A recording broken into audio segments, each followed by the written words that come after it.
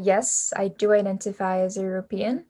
Also, I also do identify as an Asian because I'm half French and half Lao, and have lived in both countries for some time. So it can be a bit conflicting in terms of identity, but overall, I would say that yes, I do feel European. And I think that is especially because I have lived in Europe throughout my teenagers' years.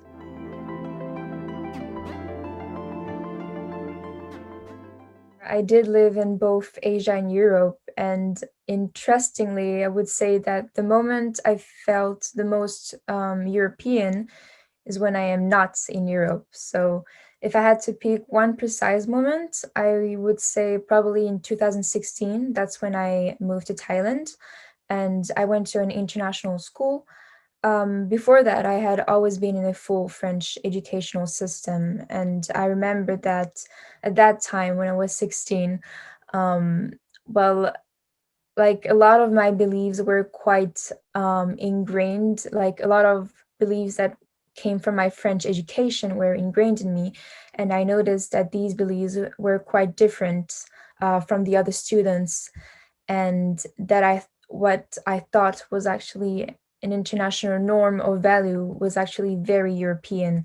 So, of course, that can for me also work the other way around with Asia, but in general, I would say that my formative European moments are when I am outside of Europe.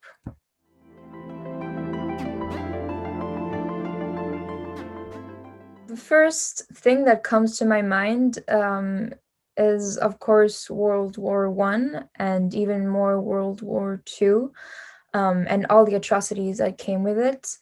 I think this comes to my mind immediately, probably because I did study a lot about it in high school, and also because I often heard stories from my grandparents who lived in Lorraine, a French region that was occupied by the Germans during World War II. And I think what is quite fascinating is that that didn't happen that long ago. And I think it's quite fascinating how all these European countries fought for their own national interest. And in contrast to that, I feel very grateful for the stability that I can experience today, which was definitely not easily obtained. And yeah, this period in general carries a lot of trauma still today. And so, if I was to choose one worst moment in European history, I would think about that first.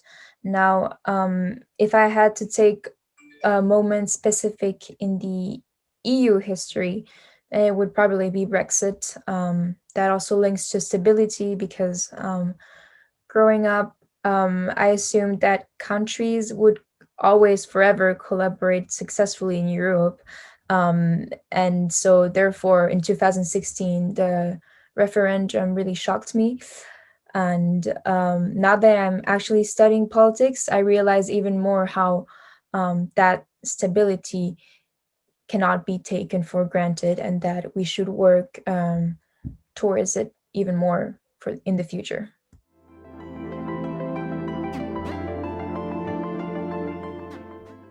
I would probably choose the creation of the European Coal and Steel Community, which is the foundation of the EU today. And I truly think that that was the best moment in European history in general because it allowed stability and peace through cooperation. And it is the foundation of why I'm able to have such a peaceful life today.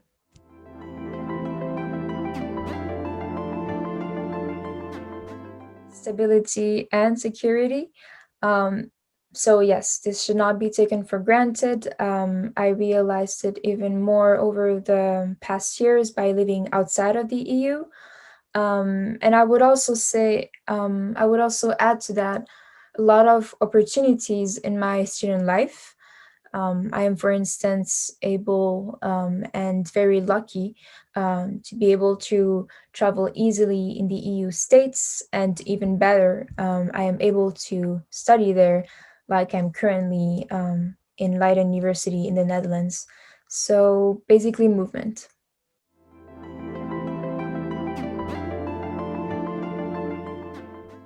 I hope to be able to keep the same stability or enhanced stability. But I believe that to do this, more cooperation with all member states are needed and more inclusion as well. What makes the EU so rich, I think, is its diversity. And so I think that it is important to take into account all the voices of the EU member states and look together to work for a common goal, a better future. But yeah, I would say really just listen to all perspectives and not only focus on one main one that can be promoted by, for example, more important states within the EU. And I would also say that cooperation is also important with countries outside of the EU, of course. I strongly believe this based on the fact that I also identify with this Asian identity, for example. And I hope to see more cooperation between my two continents, but also the rest of the world.